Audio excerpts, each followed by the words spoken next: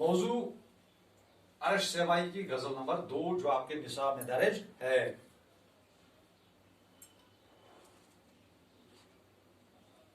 हर एक रंग में काटेंगे हम सजा ही सही, ये जिंदगी किसी मुफलिस की बद्दुआ ही सही।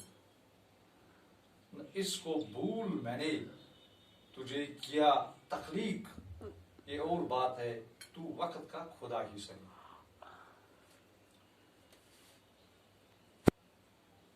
ये बात है कि मुझ पर तेरी वजह है, तेरी निगाह का अंदाज दूसरा ही सही।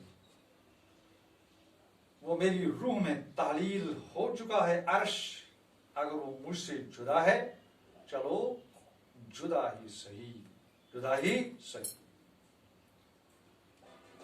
तो इसकी दृष्टि यह है कि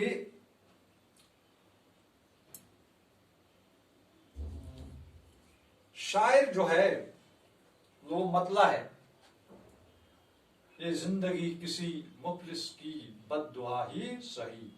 शायर जिंदगी को मुफलिस की बद्दुआ से ताबीर करता है, जो महरूमियों, दुखों, गमों, उदासियों से इबारत है, जिसमें कोई खुशी नहीं है, कोई उम्मीद नहीं है और कोई दिलचस्पी नहीं है।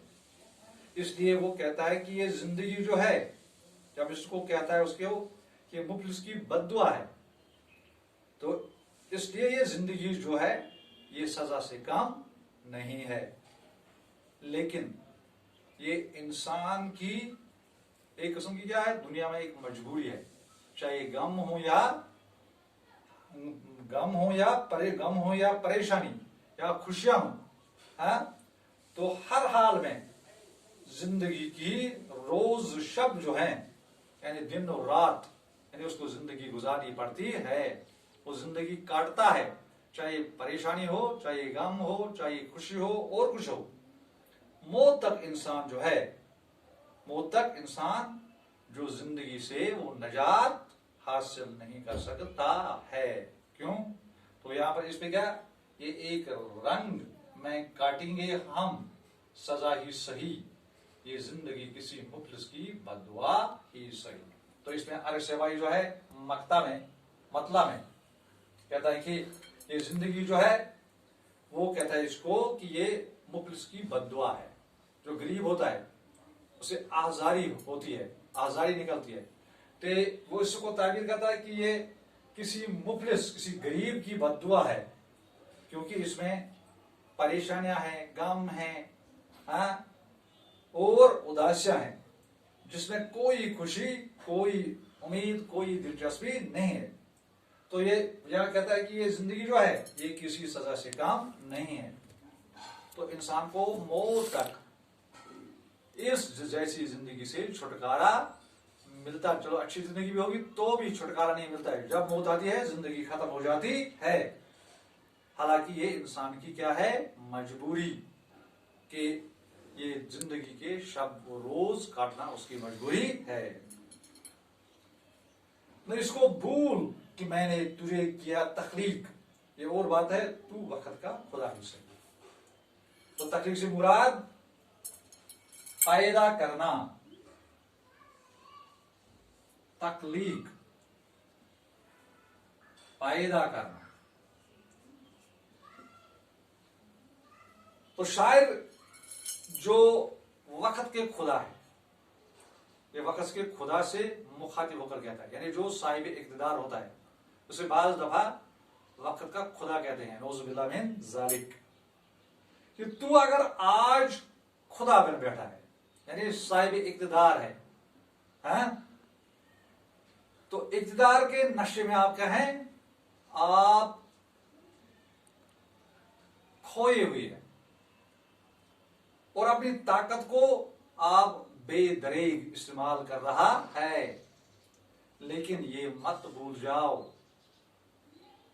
कि तुझे मैंने ही पैदा किया है, यानी खुदा साहिब इक़्तिदार से। शायद यहां पर क्या कहता है, वक्त के खुदा से मुखातिब होकर फरमाते हैं कि तू अगर आज खुदा बन बैठा है, यानी ये अल्लाह का पैगाम है। और शायर कहता है कि अगर कोई साहिब इक़्तिदार आज खुदा कर बैठा है, खुदा बन बैठा है, यानी साहिब इक़्तिदार है और अपने ताकत का बेदरेग इस्तेमाल कर रहा है, लेकिन मैं आपको, आप अपनी ताकत में क्या है, बेदरेग इस्तेमाल कर रहा है, इक़्तिदार के नशे में आप खोए हुए हैं, लेकिन ये मत भूल जाओ बहरहाल अल्लाह ने ही आपको पैदा किया है।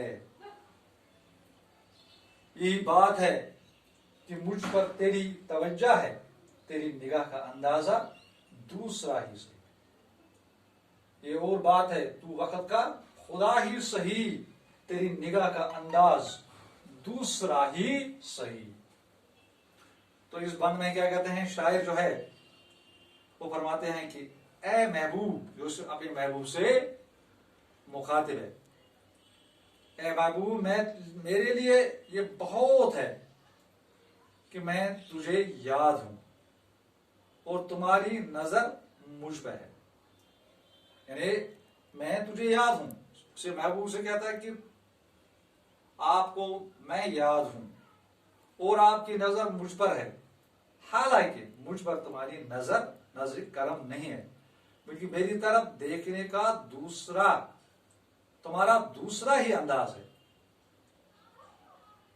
हालांकि मुझ पर तुम्हारी नजर जो है, नजर करम नहीं, बल्कि मेरी तरफ देखने का तुम्हारा दूसरा ही अंदाज है।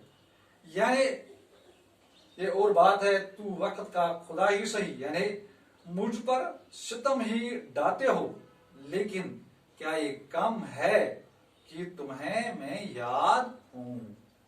यानी यहां पर फरमाते हैं कि महबूब मेरे लिए ये बहुत है कि मैं तुझे याद हूं, आप मुझे मेरा तज़किरा करते हैं, हालांकि मुझ पर तो तेरी नजर नहीं है, यानी आप मुझ पर सितम डालते हैं, लेकिन इसके बावजूद आप मेरा तज़किरा करते हैं, ये मेरे लिए बहुत ही काफी है। वो मेरी रूह में तालील हो चुका है अर्श, अगर वो मुझसे जुदा है चलो जुदा ही सही। ये मक्ता है, शेर का आखिरी, गजल का आखिरी शेर। वो अपने आप से मुखातिब है, यानी अर्श शहबाई अपने आप से मुखातिब होकर फरमाते हैं कि मेरा महबूब जो है वो मेरी रूह में घुल मिल गया है। यानी अगर जाहिरी वो मुझसे अलग है, दूर है, तो ऐसा ही चलो यही सही है कि वो जाहिरी तो मुझसे क्या है, अलग, वो मेरी रूह में तालील हो चुका है, यानी वो मेरी रूह में मेरे साथ मिला हुआ है, घुल मिल गया है, उसका मिलाप मेरे साथ हुआ है, अगरचे वो जाहिरी तौर मुझसे दूर है, चलो यही सही। यानी हकीकत में जो मेरा महबूब है वो मुझसे दूर नहीं है, वो तो मेरे कलब और रूह में अपनी जगह बना चुका है। तो फिर एक बार, वो मेरी रूह में तालील हो चुका है अर्श, अगर वो मुझसे जुदा है चलो जुदा ही सही। यहाँ मक्ता में अर्श रवाई अपने आप से मुखातिब है, वो कहता है कि मेरा महबूब तो मेरी रूह में घुल मिल गया है, अगर जो वो मुझसे दूर है, चलो मैं यही मानता हूं मुझसे दूर है, यानी हकीकत में वो मेरे दिल और मेरे रूह में अपनी जगह जो है वो बना चुका है। आज का एक सवाल है, अर्श शहबाई की हयात और शायरी पर नोट लिखे। वो आपने लिख लिया। शायर ने हिसारी जात से निकल न सकने की क्या वजह बताई है। तो इसमें उसने शायद इस शायर में अपनी जात से बाहर न निकल सकने की वजह बताते हुए कहा कि हम अपनी जात की चार दीवारी में, जिसके बारे में आपको पहले ही कहा, बाहर नहीं आ सकते, क्योंकि हम अपनी जात की ऐसी चार दीवारी में कैद हैं जिसमें बाहर निकलने की कोई गुंजाइश तक नहीं है। अपने आसपास के माहौल की नापसंदगी की वजह से हम अपने ही आप में खो चुके हैं, ताकि हमारा जो ये नापसंदीदा माहौल जो है ये हमें मुतासिर न कर सके। दूसरी गजल के मक्ता की तशरीह कीजिए। दूसरी गजल का मक्ता ये वो मेरी रूह में तालील हो चुका है अर्श, अगर वो मुझसे जुदा है चलो जुदा ही सही। तो इसमें शायद अपने आप से मुखार होता है कि मेरा महबूब जो है वो मेरी रूह में गुल मिल चुका है। अगर जो मुझसे दूर है, चलो मैं ये मानता हूं मुझसे दूर है, लेकिन वो मेरे दिल और मेरे रूह में अपनी जगह जो है वो बना चुका है।